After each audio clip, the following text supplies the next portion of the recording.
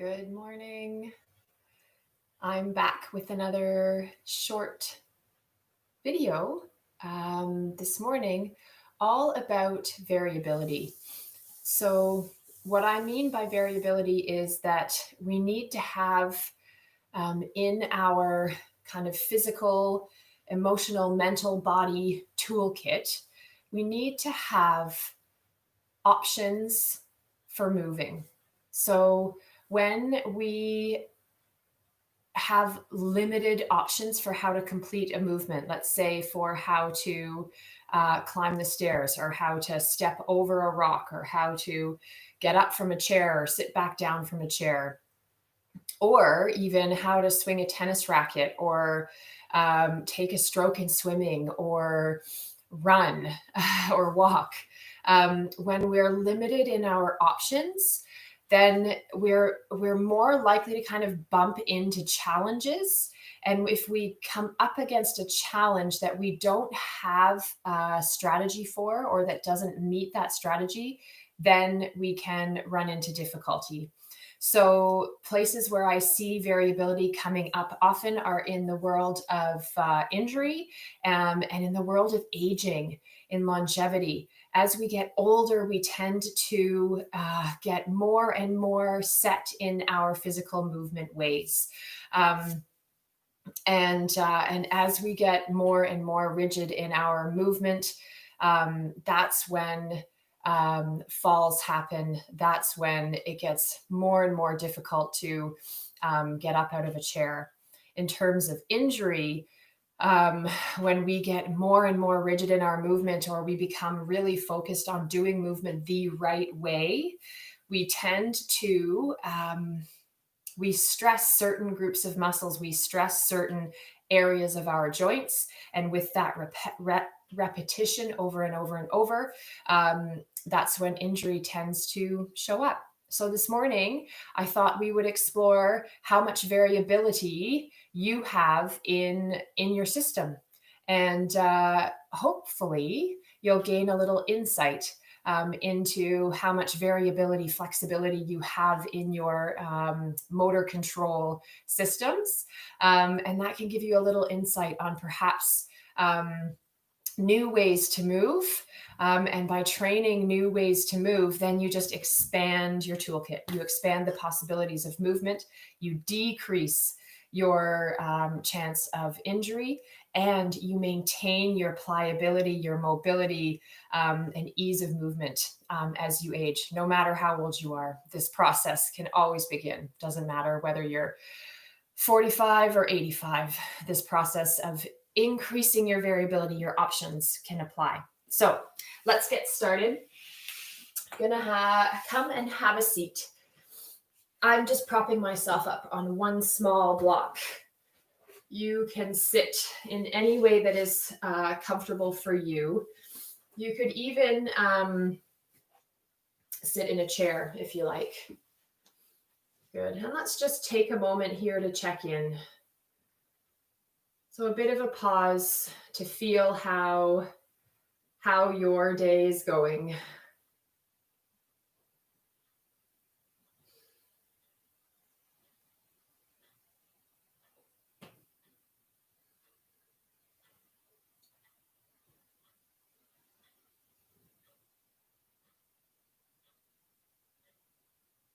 Good. We're going to move through 5 different movements. So let's jump right in with the first one. Bring your arms just gently up to your sides. And I'm going to ask you to bring your right hand down to the ground. So move in a way that your right hand comes down to the ground. And then come on back up. And other side, move in a way that accomplishes the goal of bringing your left hand down to the ground. And as you play with this, notice, how did your body move to accomplish that goal? So one option would be perhaps that you just lowered your arm down.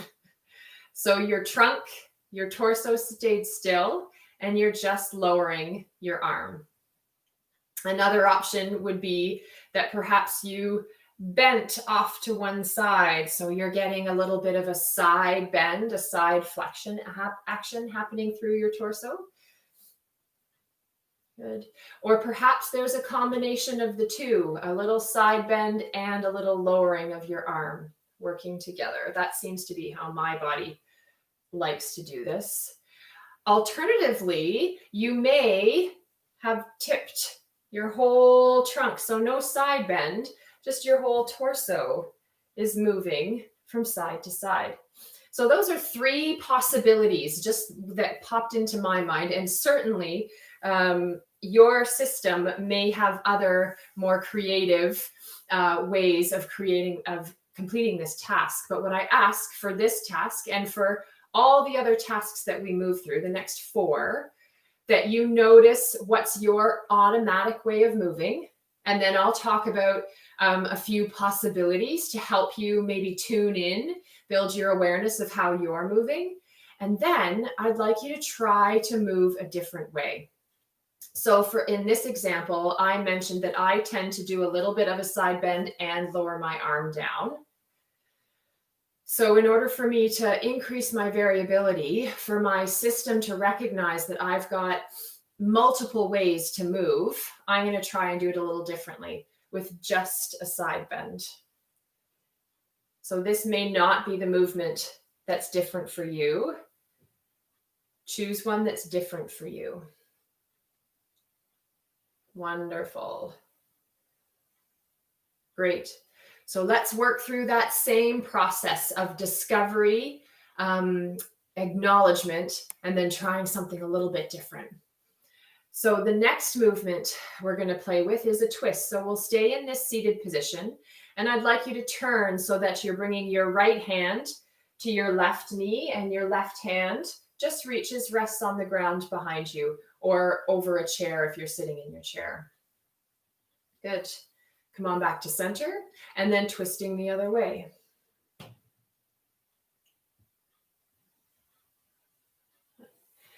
So pay attention to how you accomplish this task. Perhaps you twist from your rib cage down and just place your arms.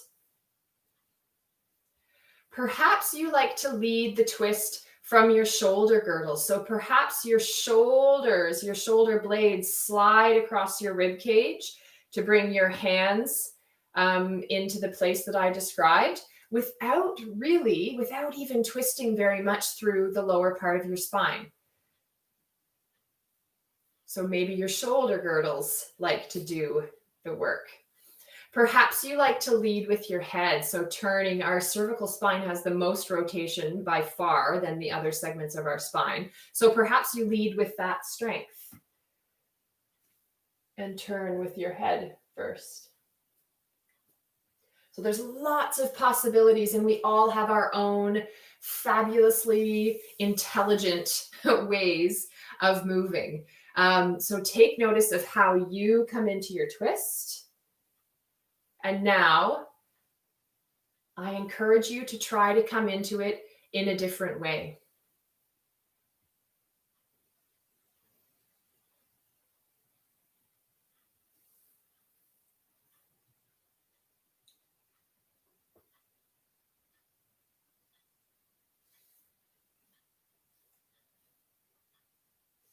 Wonderful. Our next movement is working with bridge pose. So come on down onto your backs. Knees bent, feet flat on the ground, hands just resting beside you. And then we'll come up into bridge pose. For you yoga practitioners out there, that will be a familiar term. If you're not familiar with bridge pose, it looks something like this. Lifting hips up off the ground and then lowering back down. Good. So let's take a moment here just to notice what is your automatic way of moving into bridge. So which parts of you, which muscles, what areas of your body become active to lift your hips up against gravity?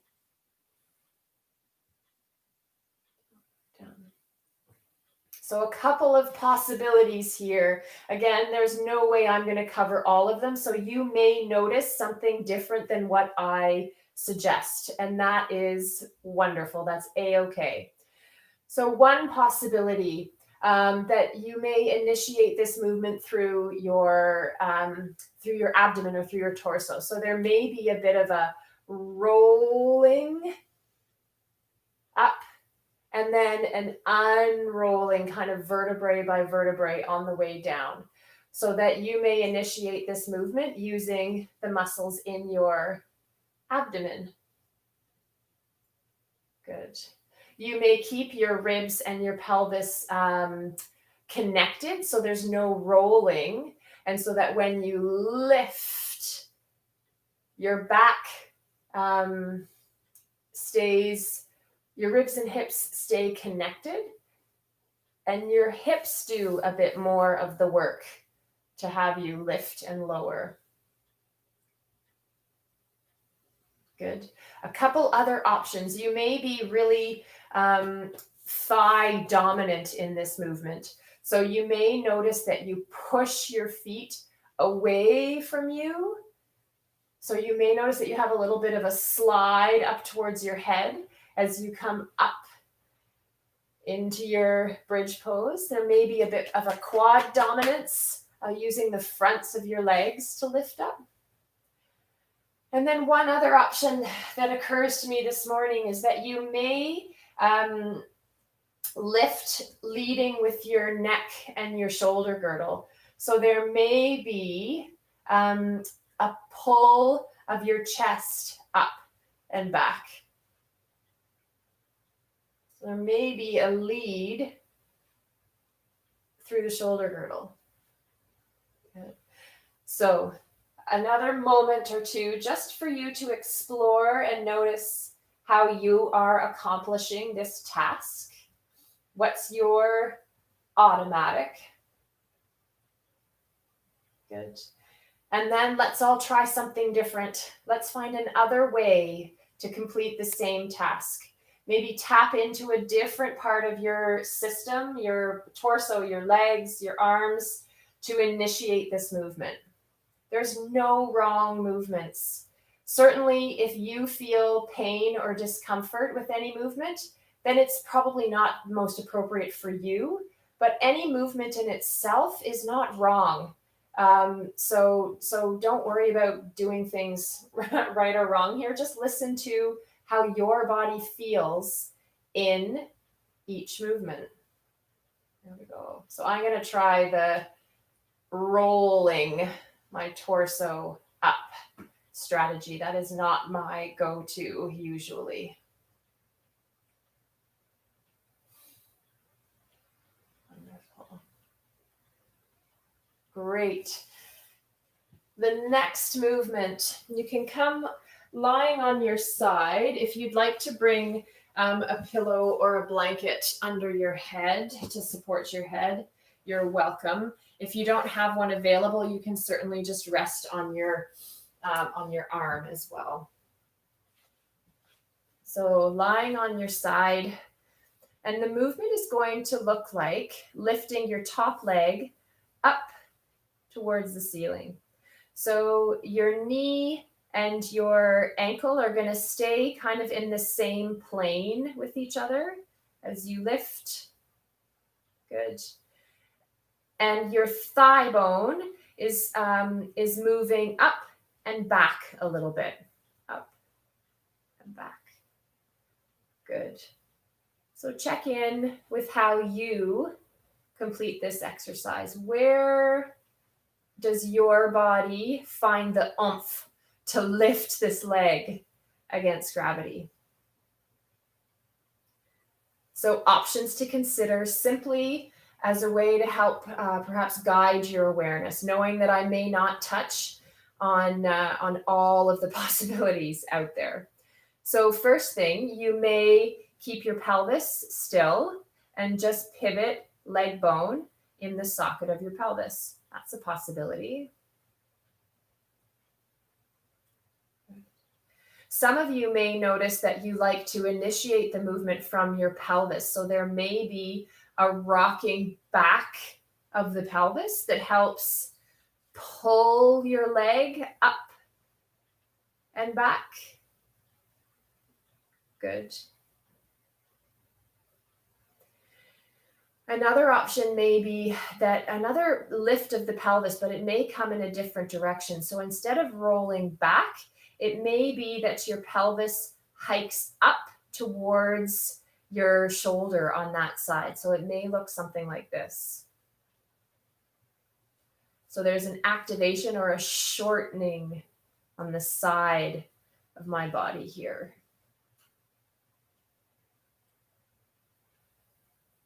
Good. So just check in, notice.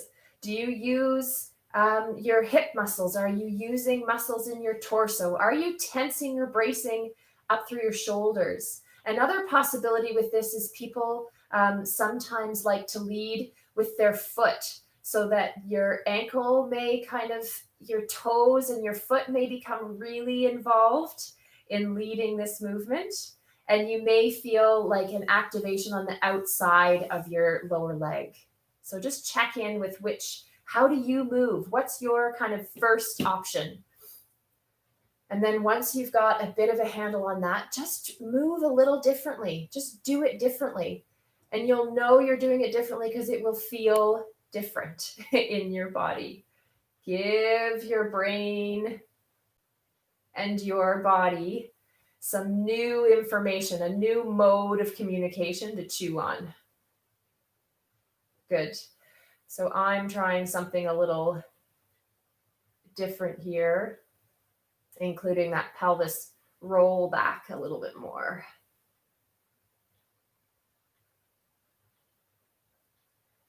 Good. Let's try on the other side. It can be so fascinating how even with the same movement, but done on one side compared to the other, how we have different strategies, different automatic strategies left compared to right as well. So taking a moment just to check in with the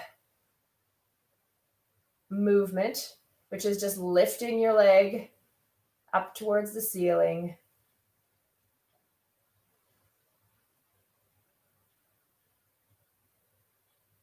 Good. All sorts of possibilities. Sky's the limit on the possibilities, the ways that we've all that our systems have all helped us create these movements. So notice how your system is supporting you. How is it integrating? How is it taking in all this information? The desired movement, the mobility, the flexibility that you have this morning, your emotional and cognitive state. It's taking all that information in and integrating it and spitting out, sorry for lack of a better term, spitting out a movement. That's your output. Good. And then let's try something different on this side.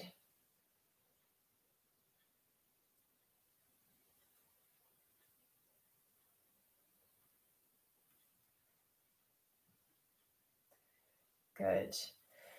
Okay, we're on to our fifth movement, and we're going to come all the way up into standing. So standing up, just land where you land.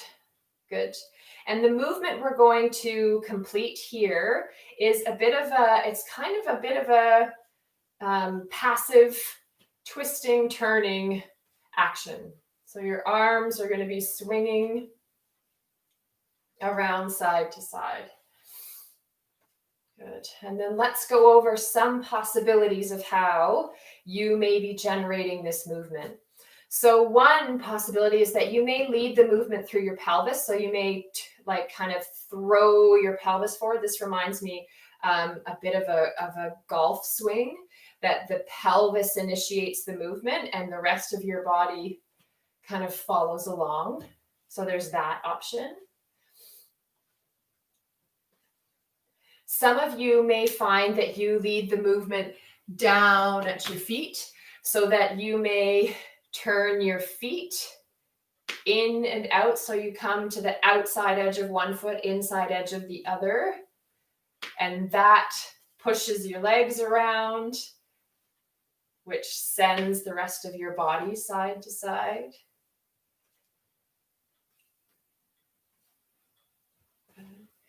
You may even find that you initiate more up through your chest, through your shoulder girdle. So again, that it's your shoulder girdle that leads the movement.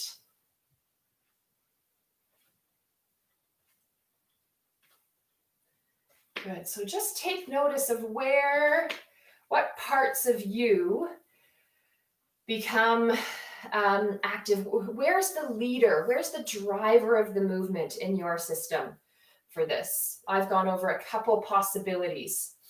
Good. And then let's try a different way. So I tend to lead with my pelvis more. So I am going to try leading with my feet.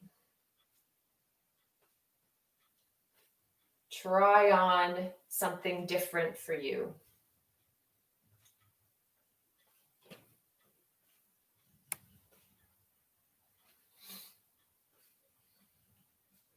Great.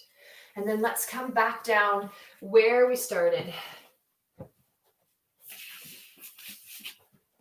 Sitting comfortably.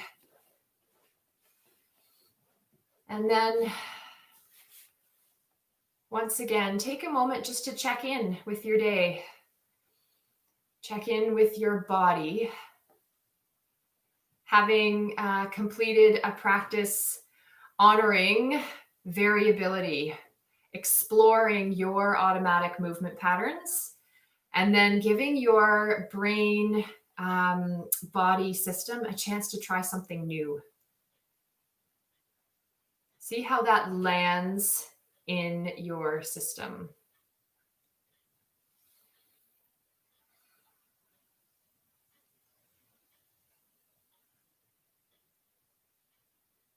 I hope you have a wonderful rest of your day. As always, thanks so much for joining me.